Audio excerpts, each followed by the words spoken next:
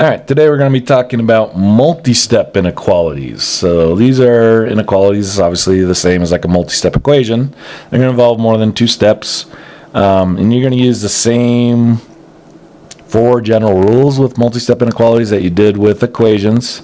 Only difference is you have to watch out for that if you divide by a negative or multiply each side by a negative. And you also have to, include your three answers: solved inequality, the graph, and the interval notation. So we're going to start off by looking at our number 3 here. So again, the steps for solving a multi-step equation, which again are going to be our same 4 steps, is first look for something to distribute. If you can, distribute. Next, you combine like terms. So those are like terms on the same side of the inequality symbol. Okay. And then third step is move the variable to one side if you need to, and it's going to be the same process as with the multi-step equations. And then if you've done all those, you should be at a stage where you can just solve. It should be just a party problem. Okay? So we look at number 3, and the first thing we're going to do, we see a parenthesis, which means we got something to distribute. So we're going to distribute this 4 to everything in the parenthesis. It's going to give me negative 85. It's eating the negative 85, so it's greater than 7 minus 12k, and then minus, what is 7 times 8? You think I know my times tables. All right, 56. 56. Okay. So next thing we're going to do is we are going to combine like terms. So do I have any like terms on the left? No, there's just one number. On the right, yeah, we got that 7 and negative 56, right? So let's combine those. Pen is not liking me today. We're going to combine those, and it's going to give me negative 85 is greater than negative 12k, and then minus 49. Okay. Now it's just a party problem. There's only one variable here, so now I'm going to treat it like a party problem. Got a best friend and an acquaintance. Going to add the acquaintance out the door. So negative 85, subtract, or add 49, sorry.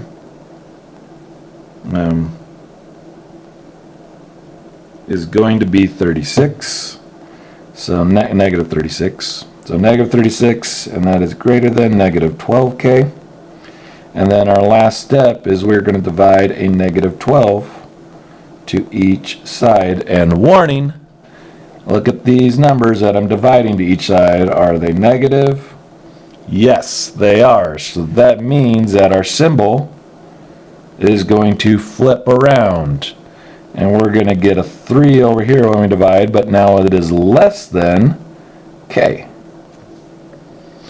So there's our solved inequality. K is, greater than 3 because the alligator mouth is eating the k. So next thing we're going to do is we're going to graph it. So we get our graph going here. Do our numbers, so 2, 3, 4. And k is at 3, and it is a regular greater than symbol, so it's an open circle. And it is greater than 3, so what's greater than 3? 4 is greater than 3, 5 is greater than 3, 10 is greater than 3, 100. All those numbers to the right of 3 are greater than it, right? So that's where our arrow is going to go, and then to do our interval notation, remember it's the least number in our interval first, and then our greatest number. Okay, so the least number is obviously 3, or infinitely close to 3. Close enough that we just say 3, right? And then the greatest number, if it goes on forever, all these numbers are greater, it's obviously infinity, right? Positive infinity. Okay, so then we got to figure out if we're going to use parentheses or brackets. Does it ever equal infinity? No, you cannot equal infinity, so it always has a parenthesis. And then the 3 is 3 the number actually included in our interval? No, that's why we use that open circle, because it just gets infinitely close to 3. So we're going to use a parenthesis there. So 3 comma infinity would be our interval notation. Okay. Let's look at another example. let's come down here to number 6.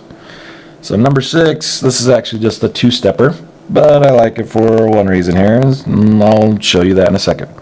So what's the first thing I'm going to do? We got a best friend and an acquaintance, so we're going to subtract the 1 to each side. Get rid of our acquaintance, get him out the door. That leaves me with x over negative 3 is less than or equal to negative 5, right? Yeah, negative 5. Okay, then I got to get rid of my best friend, so I'm going to multiply each side by a negative 3. And warning, look at these numbers that I'm multiplying to each side. What are they? Are they positive or negative? They are negative. So since those are negative, that means I'm going to have to flip my inequality symbol. So x is now going to be greater than or equal to positive 15. Okay, because negative times a negative is a positive. So now I just have to graph it and write my interval notation. So graph it, do our number line here, and I've got 14, whoops, not negative, 14, 15, and 16. And what type of circle am I going to use? It's got a regular inequality, or it's the greater than or equal to inequality. So do an open circle there at 15. And it is alligators eating the variables, so that means it is greater than 15. So it's all those numbers that are above 16, so that is going to the right. And then our interval notation, least number is 15. And our greatest number is infinity, right? Just kind of like the last one. So this is going to be a parenthesis, but what am I going to use next to 15? It's a closed circle, so that means it is actually equal to 15. So I'm going to put a bracket right there. And again, just looking at that interval notation, I could come up with that graph without even looking at this, right? Because I see that bracket next to the 15, that means, oh, there's a closed circle at 15, and the greatest number is infinity, so that means that it is going to the right. So again, it's just another way of expressing that interval. Okay? And that is it for today.